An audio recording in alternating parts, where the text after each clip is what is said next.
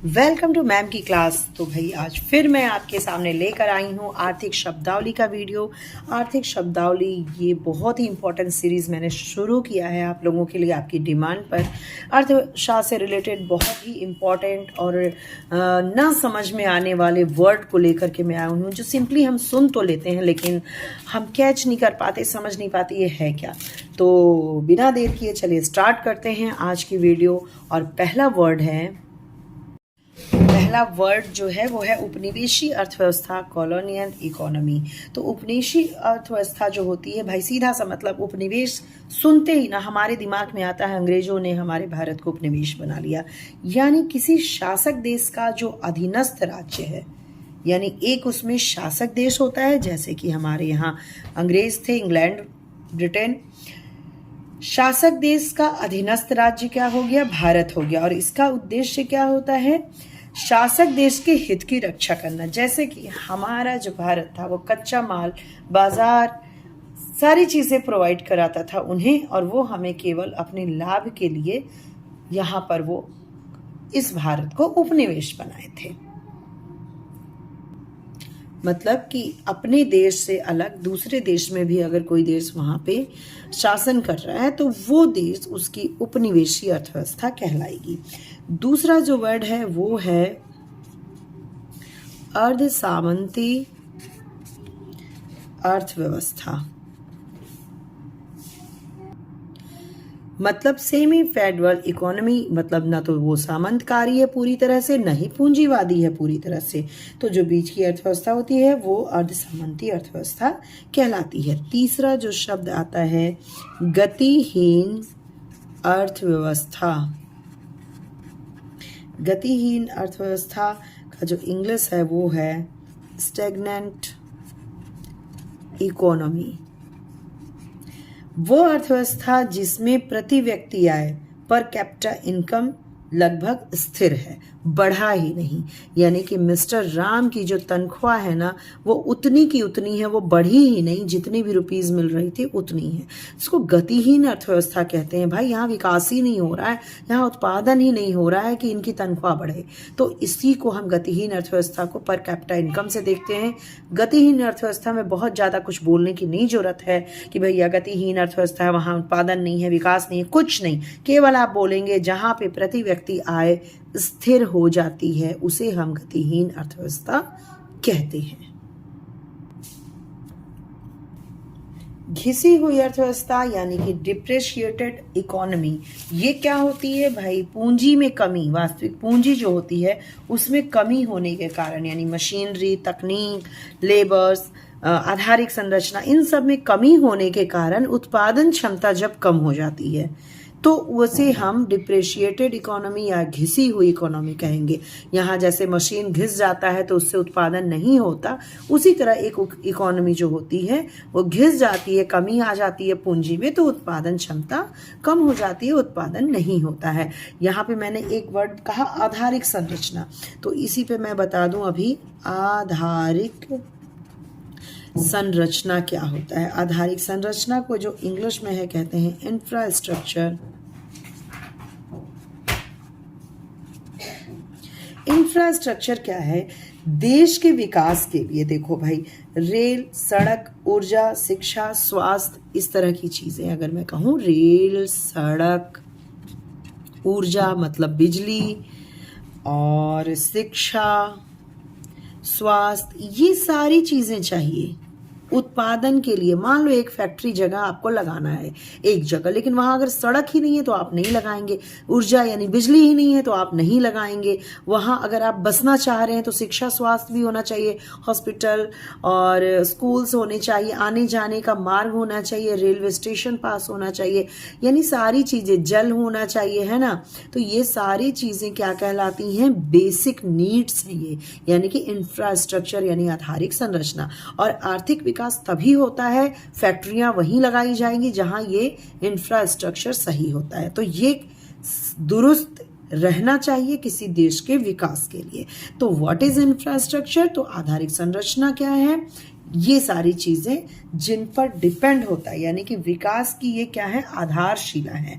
इनको हम कह सकते हैं विकास की आधारशिला, base of development.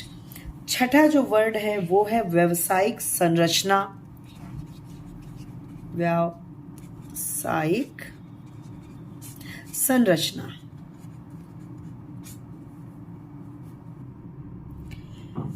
Occupational structure यानी कि देश की जो श्रम शक्ति है, लेबर जो है, यानी कि जो काम करने वाले श्रम जो है, यानी कि लोग जो हैं, उनका विभिन्न व्यवसायों में विभाजन व्यावसायिक संरचना कहलाती है। विभिन्न व्यवसाय में, जैसे कि बैंक में कितनी श्रम शक्ति लगी है, फैक्ट्री में कितनी लगी है, रेलवे में लगी है ना। तो ये सारे जो हैं अलग अलग व्यवसाय में जो श्रम शक्ति है, इस पूरे को मिला के हम स्ट्रक्चर ऑफ ऑक्यूपेशंस कहते हैं या फिर ऑक्यूपेशनल स्ट्रक्चर कहते हैं। ओके, और सातवां वर्ड इसी में बताती हूं मैं आपको, आर्थिक शोषण। ये आता है वर्ड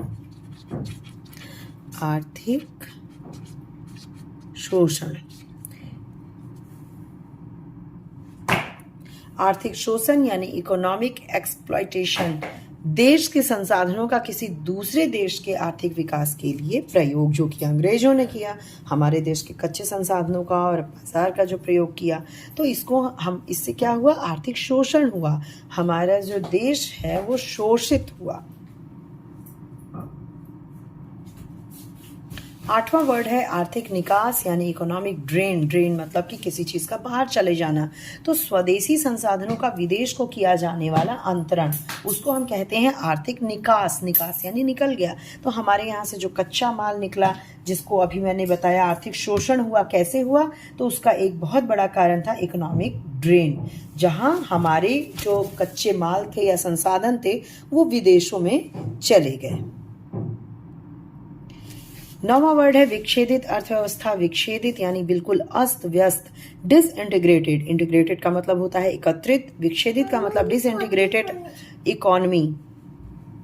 ठीक है, डिसइंटीग्रेटेड इकोनॉमी का मतलब होता है विभाजन के कारण। बेसिकली यहाँ विभाजन शब्द लगता है, इसके कारण अर्थव्यवस्था का अस्त व्यस्त हो जाना। जैसे कि हमारे जब हम स्वतंत्र हुए तो विभाजन हुआ पाकिस्तान में, ठीक है, पूर्वी पाकिस्तान पहले ही विभाजित हो चुका था। तो इन सब के कारण जो है अर्थव्यवस्था का अस्त व्यस्त हो जाना ही डिसइंटीग्रेटेड इकोनॉमी कहलाती है। फिर एक शब्द है प्राथमिक क्षेत्र। प्राथमिक क्षेत्र यानी कि प्राइमरी सेक्टर। प्राइमरी सेक्टर सीधे सीधे से प्रकृति से जुड़ा हुआ जो भी काम होता है, जैसे हुआ कृषि, वन, मत्स्य यानी कि मछली पालन। ठीक है, तो ये सारी चीजें हैं प्राइमरी सेक्टर से आती हैं। 11वां शब्द इसी से रिलेटेड है द्वितीयक क्षेत्र। ये अर्थव्यवस्था के क्षेत्र होते हैं। सेकेंडरी सेक्टर, इसमें क्या आता है, विनिर्माण आता है, उत्पादन की इकाइयां, जैसे कि मान लीजिए बिजली हुआ और गैस, निर्माण, किसी भी चीज का निर्माण। ठीक है, कृषि, वन से हम लकड़ी ले आए, लेकिन उसका जब फर्नीचर बनाएंगे वो निर्माण में आ गया, द्वितीय क्षेत्र में आ गया। यहाँ पे फैक्ट्री वगैरह में जो भी उत्पादन होता है वो सारे आते हैं। ठीक, तृतीय क्षेत्र इसी से रिलेटेड है। तृतीय क्षेत्र यानी कि टर्सरी सेक्टर, इसका मतलब सेवा क्षेत्र भी होता है। सेवा से रिलेटेड जो भी काम होते हैं, जैसे कि व्यापार हुआ, होटल हुआ, संचार, परिवहन, ये सारे जो होते हैं, वित्त है, फाइनेंस से रिलेटेड, बीमा है, बैंक है, ये सभी सेवा, ये सब तृतीय क्षेत्र में आते हैं। यहाँ किसी वस्तु का उत्पादन नहीं होता, यहाँ पर सेवा का उत्पादन होता है। तो ये तीन बहुत ही इंपॉर्टेंट है, प्राथमिक क्षेत्र, द्वितीय क्षेत्र और तृतीय क्षेत्र। तो आज के लिए इतना ही। आई होप कि ये 12 शब्द जो इकोनॉमिक्स के हैं आपको अच्छे समझ में आ गए होंगे। कोई भी डाउट हो तो आप कमेंट बॉक्स में कमेंट करना, और अगर कोई वर्ड आपको समझ में अलग से नहीं आ रहा है, आप डिमांड है आपकी, तो वो भी कमेंट बॉक्स में कमेंट करना। नए हो तो भाई चैनल को सब्सक्राइब करो और ज़्यादा से ज़्यादा शेयर कीजिए इन वीडियोज़ को, ताकि आपकी तरह और भी लोग लाभान्वित हों। चलिए मिलते हैं अगले वीडियो में और नए वर्ड्स के साथ इकोनॉमिक्स से रिलेटेड या दूसरे किसी टॉपिक के साथ। तब तक के लिए goodbye and take care.